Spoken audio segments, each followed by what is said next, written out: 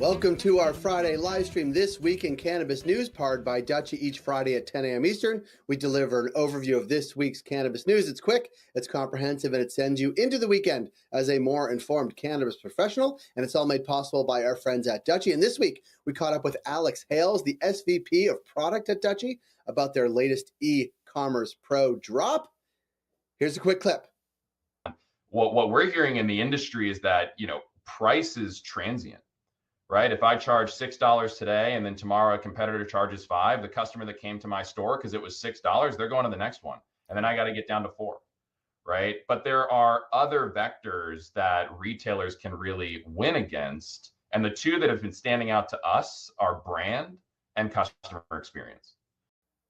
A link in the show notes will take you directly to the Dutchie team for more information if you're interested, as well as the full conversation with Alex Hales. Now, let's get to it. I am proud to reintroduce the MORE Act today. Those are the words of Representative Jerry Nadler, a Democrat from New York this week. Nadler reintroduced the Marijuana Opportunity Reinvestment and Expungement Act, which would deschedule cannabis in the House of Representatives. The New York Democrat filed similar legislation the last 3 sessions, but it has never been able to get through the Senate. Also of note, Nadler also announced he was retiring this week. Not to be left out, attorneys general from 28 states and 3 territories, both Democrat and Republican, sent a letter to congressional leaders on August 24th to pass the Safer Banking Act, a cannabis banking bill, as we all know. The letter was sent to the Senate Majority Leader, the House Speaker, and their Democratic counterparts, in addition to all chairs and ranking members of the Senate Banking Committee and the House Financial Services Committee. Cannabis dispensaries in Delaware raked in $7.4 million in total sales for August and the first month after the market launched. So far, the state has 3 active retail licenses, along with 12 more medical dispensaries that were allowed to begin selling to the general public on August 1st. A pretty good month for all those dispensaries.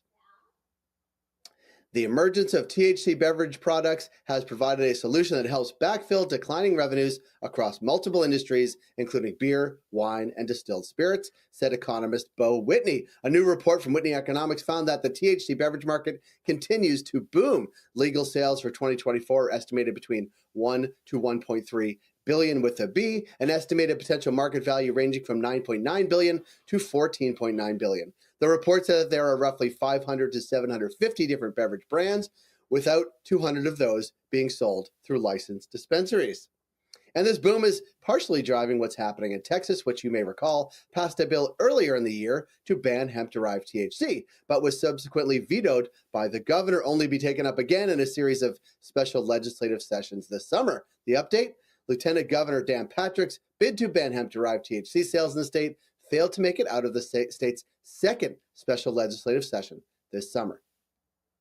Each week, we bring exclusive cannabis industry insights from our partners at Lit Alerts. These insights often take the form of challenger brands, those brands that are moving up the charts and nipping at the heels of the top 10. We featured these upstarts in New York and New Jersey and Ohio in subsequent months. This week, Lit Alerts highlighted the challenger brands in Missouri, one of the most dynamic markets in all of cannabis. You'll notice in this graph that most of the brands pushing their way up the charts are Missouri companies, reminding us that regional and national brands have to work a little extra diligently for their success in the state. Brand choice continues to be dominated by Missouri powerhouses like Elevate, which is the owners of Rooted, Local Cannabis, and Robust. But might this trend be cracking? Because hat tip to established national brand Aero Brand, budding national brand Dialed In, and newly expanding Curio Wellness for edging up the charts in this highly competitive and largely insular market. There's a link to find out more about this exact chart, but also to unlock an only for Cultivated readers Lit Alerts offer. There's a link in the show notes. And finally, one fun thing, Kentucky-based Cornbread Hemp, of which we've featured one of the founders on our Cultivated Live, you'll see a link to that in the show notes, announced a sponsorship deal with the University of Louisville to promote THC drinks in D1 sports. The deal is the first of its kind in college sports and allows advertisement of the products, but importantly, not sales at campus events. And that's it for This Week in Cannabis News. Thank you, all of you, for joining us here today. Thank you, Lit Alerts, for your partnership and exclusive insights into the Missouri market this week. Thank you to Dutchie for making this show possible each and every week. You can find all of these stories and much, much more at cultivated.news. We'd also love for you to follow us on LinkedIn and on YouTube to stay connected on the socials, and check back next Friday at 10 a.m. Eastern right here for This Week in Cannabis News, powered by Dutchie. And thank you, and have a great and safe weekend, everybody.